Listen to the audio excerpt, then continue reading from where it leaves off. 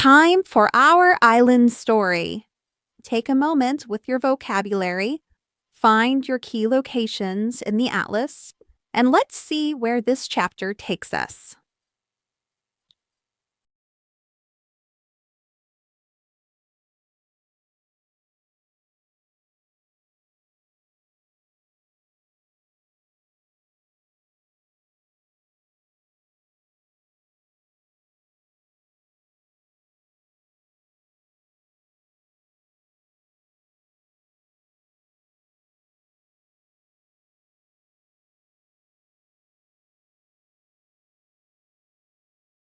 Our Island Story by H.E. Marshall. Chapter 4. Caligula Conquers Britain.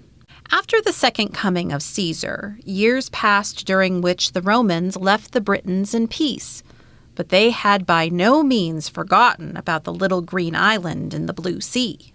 Julius Caesar had been dead many years when a Roman emperor called Caligula said he would go to Britain and thoroughly conquer the island. He did not mean to land and fight in one small part of it, as Julius Caesar had done. He meant to march over the island, north, south, east, and west, and bring it all under the power of Rome. That is what he said he was going to do. What he really did was something quite different. He gathered a great army and marched from Italy right through France until he reached the coast. There news came to him that Guiderius, the king of Britain, had heard of his coming and had also gathered his soldiers together. Caligula must have been afraid when he heard that the brave Britons were ready to fight him, for this is how he conquered Britain. He drew his soldiers up in battle array upon the shore. Then he himself went into his galley and told his soldiers to row him out to sea. After they had rowed him a short way, he told them to return. When he had landed again, he climbed into a high seat like a pulpit, which he had built on the sands. Then he sounded a trumpet and ordered his soldiers to advance as if to battle. But there was no enemy there. In front of the soldiers, there was nothing but the blue sea and the sandy shore covered with shells. They could not fight against the waves and the sand, and the brave Britons, whom they had come to fight, were far away on the other side of the water and quite out of reach. So the soldiers stood and wondered what to do. Then Caligula ordered them to kneel down upon the sand and gather as many shells as they could. The first thing a Roman was taught was to obey.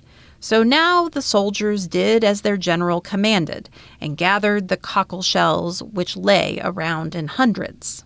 It must have been a curious sight to see all these strong soldiers armed with sword, shield, and helmet picking up shells upon the seashore.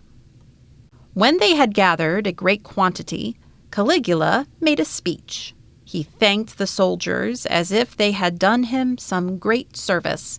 He told them that now he had conquered the ocean and the islands in it, and that these shells were the spoils of war.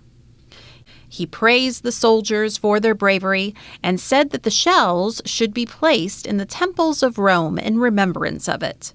Then he rewarded them richly, and they marched home again.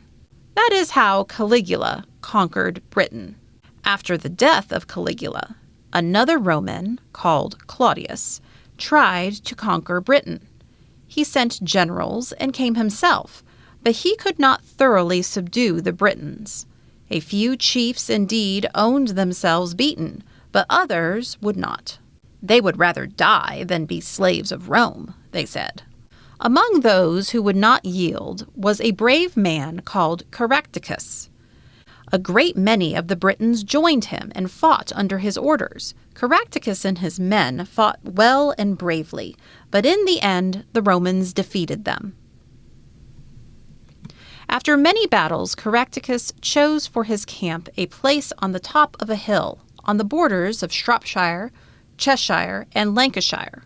There he made a very strong fortress surrounded by 3 walls and a deep ditch. The walls were so well built that after all these long years, they can still be seen quite plainly today. When the Roman soldiers came to the foot of the hill, Caractacus prepared for battle. He called his soldiers together and made a speech to them. "Show yourselves to be men," he said. "Today is either the beginning of liberty or of eternal bondage. Remember how your forefathers fought against Julius Caesar, and fight now for your homes as they did for theirs." Then all the Britons called out, "We will die for our country." The noise of their shouts was carried by the wind to the camp of the Romans. It sounded to them as if the Britons were rejoicing. The Romans feared Caractacus. They knew how brave he and his men were. They knew that it would be very difficult to take his strong fortress. Yet they felt quite sure of taking it in the end, and they wondered what cause the Britons had for rejoicing. And it happened as the Romans expected. After fierce fighting and great slaughter on both sides, the camp was taken. Caractacus, his wife and daughter, and all his brothers were made prisoner and led in chains to Rome, and there was great sorrow in Britain. Whenever a Roman emperor returned from battle and victory, he used to have what was called a triumph. Everyone in Rome had a holiday.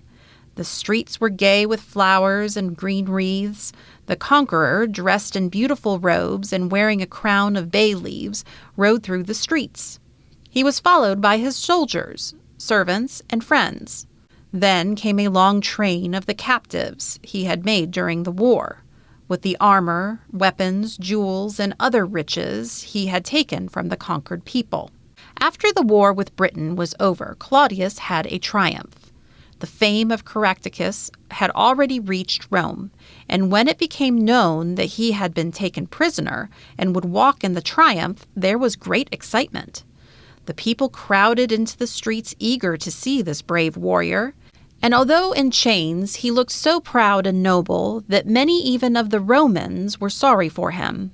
When he was brought before the emperor and empress, Claudius and Agrippina, he did not behave like a slave or a captive, but like the freeborn king and Briton he was.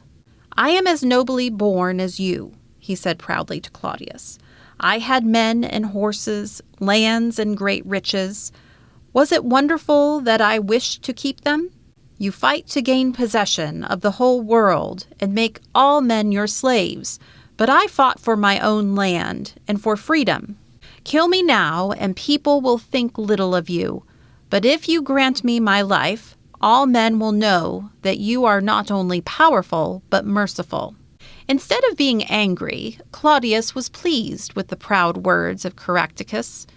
He was so pleased that he set him at liberty with his wife and all his family. But whether Caractacus ever returned to his dear country, or whether he died in that far-off land, we do not know. We do not hear anything more about him.